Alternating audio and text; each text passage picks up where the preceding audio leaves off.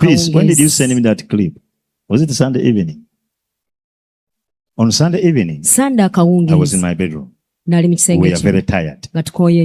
Peace forwarded me a clip which is going around. When mother was testifying of the prophecy I gave in Mutundu. Rolland alagula. Naita daddy. Namugamba jangu. Najja wali. Chuke mabega. Namugamba. Daddy chuke mabega. Chuka nawe. Notawulira. Ola basubwe byamagero. Namugamba chuka. Nachuka. Namugamba gwe. Kana kabina zina empale zina julanga dola zina julanga sente zebwebi nyiganisenge ne julanga sente ne julanga oya bitegeera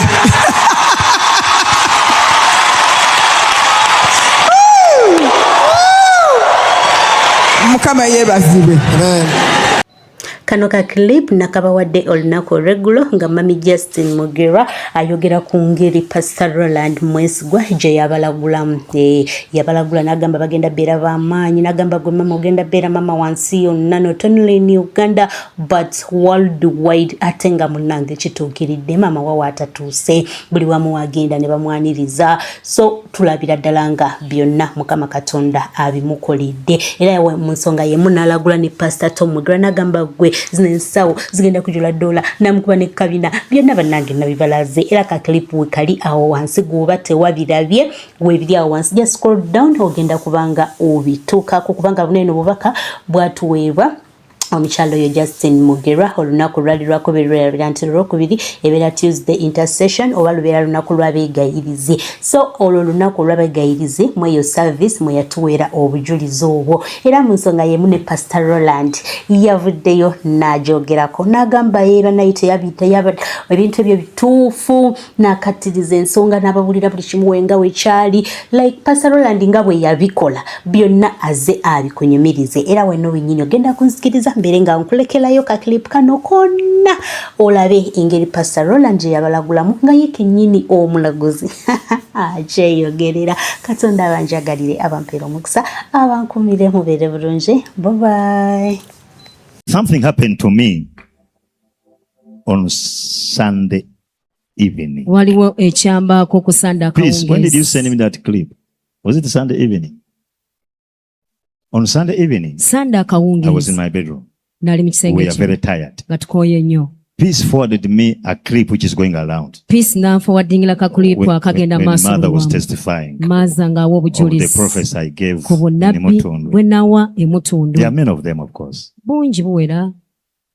I remember I told them when there were not even a bicycle there. I told them there will be a car park. Nembagamba nti awo wajja kubaawo paaka y'amamotoka nga taxi park. It is there now. Kati jeeri. But by the grace of God I spoke those things. Olw'ekisa kya Katonda ebintu ebyo nabyogera.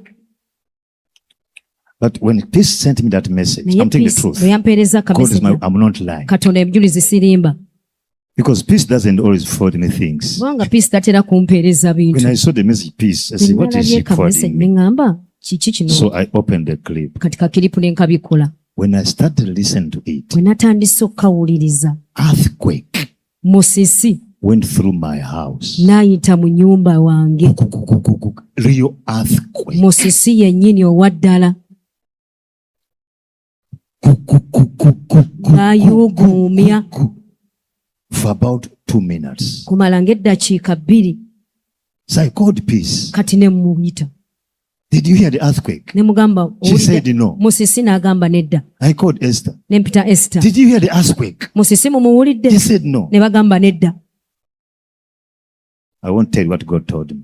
Sijja mbabulira Katonda kye yaŋŋambye. I won't. Maibalaso.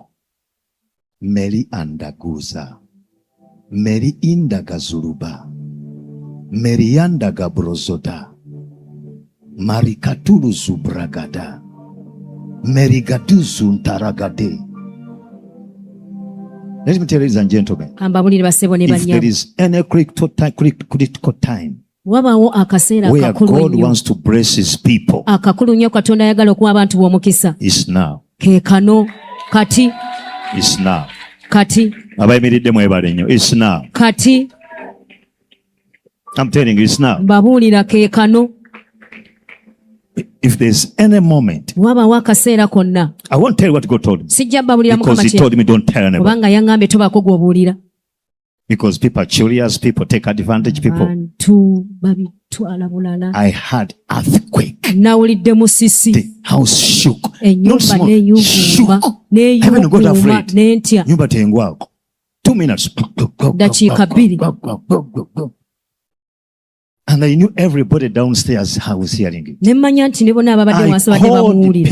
Nempita peace. Did I call you? Saakuyisa. I asked, have you had the earthquake? Ne mubuuza musisi mumuwulidde nedda.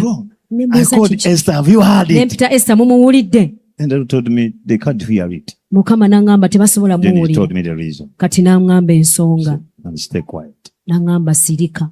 But all I can tell you, kyensobola kyokka bagamba, if there is any critical hour wabaawo essaawa enkulu ennyo which God has chosen Katonda gy'alonze to bless his people, okuwa abantu b'omukisa, is now. yeeno. Is now. Is now. And I favor you now. Era kati nkuyamba. I use my mouth. Nkozesa akamwa kange. Right now. Essaawa eno. I'm using my mouth. Nkozesa akamwa kange. And I speak to you. Era nga njogera gy'oli. You are so highly favored.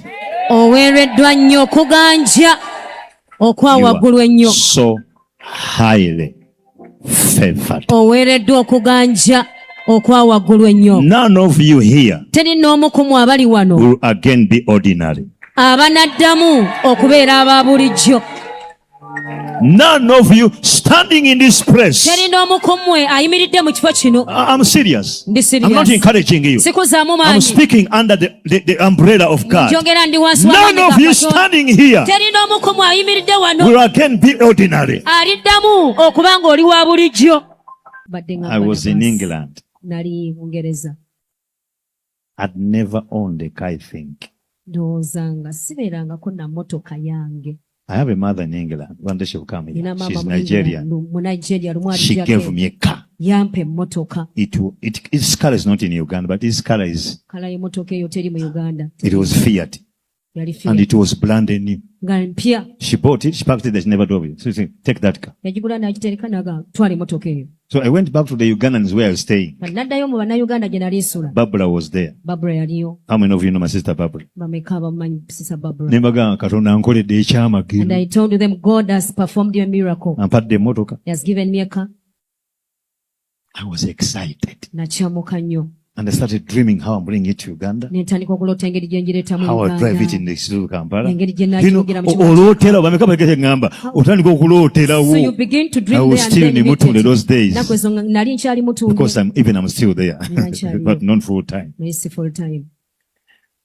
Then Barbara Kati Barbara was seated there. yali atudde awo. She told me, do you know Rolland? She N'angamba, calls me Rolland. Ampita Rolland. That car is not yours. N'angamba eyo motoka si yiyo. It belongs to Nagawa. Ya Nagawa. Nagawa was a worshipper Nagawa yali in the musinzi church. mu kanisa. I told her, Namugamba that's the devil. oyo sitaani. Devil, shut up. And I knew it was the devil. She told me, go no laba. N'angamba Nze Mukama ngambe. That's God what she has said. told Nze me. Mukama And ngambe. she said, me God Nemga has told teri me. Katonda ayogera And I bw'atyo. told her there is no God who speaks like that. Nagawa abeera Bungereza. Nagawa stays Nze mbeera mu Africa. Me, I'm staying in Africa. Mwene musobola okufuna emmotoka Here ez'obwereere. you can get free cars. Nze mpe Nagawa emmotoka. Me to give out my car to Nagawa? Said No. no. I said no. It was summer. Summer in UK is very hot. Budde bwali bwasama nga bwokya nnyo. So I went out Kati nenfuluma to go to the shops to buy something cold ngende ku maduuka nguleyo to ekinyogoga drink. nywe. As I walked, Nali a ntambula voice told me, eddoboozi ne liŋŋamba yes, ye it belongs to Nagawa. emmotoka ya And I Nagawa. said, Ne njogera devil, shut up. gwe sitaani sirika. And the voice said again, Eddoboozi yes, ne I liddamu. will shut up, but it is of Nagawa. Ye nja kusirika naye emmotoka ya Nagawa. And I said again, shut up. Ne ndiddamu sirika. But the funny thing, when God speaks, Naye ekisesa Katonda bw'ayogera even if he doesn't speak again, ne bw'ataddamu kwogera the voice remains here. So I began taking the cold drink, but the voice remained here like a stamp.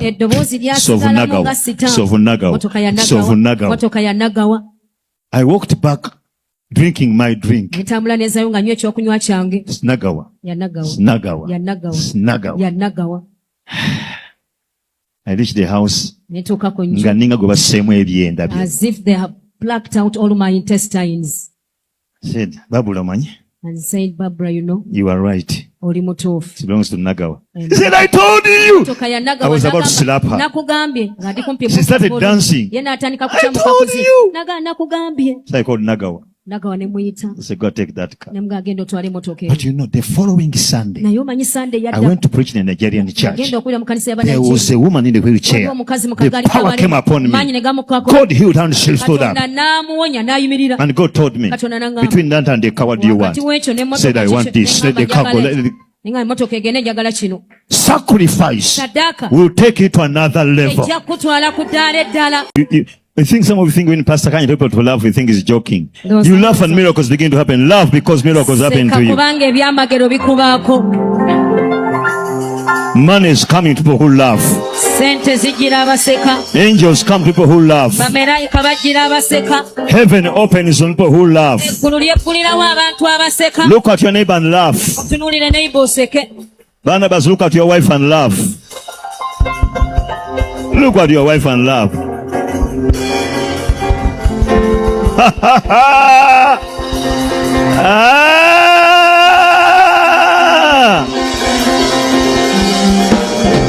Now tell your neighbor, I feel so blessed.